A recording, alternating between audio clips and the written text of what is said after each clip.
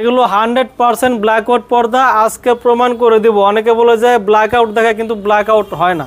এগুলো ভাইজান 100% black out. দেখেন এই যে আমাদের লাইট জ্বালানো আছে, দেখছেন মোবাইলে লাইট জ্বালানো, দেখুন মোবাইলে কিন্তু লাইট জ্বালানো আছে। এটা আমি এখানে ধরছি, দেখেন কোনো আলো দেখা যায়? লাইট কি নিবানো নাকি ভাই? এই যে ভাইজান দেখেন, আমি একটু ট্রাই করি তো। এই যে দেখুন, সরাসরি হাতে নিয়ে জাস্ট কাপড়ের পিছনে ধরে ফেললাম। দেখুন এই যে মোবাইল কিন্তু দেখা যাচ্ছে, কিন্তু লাইট কিন্তু দেখা যাচ্ছে না।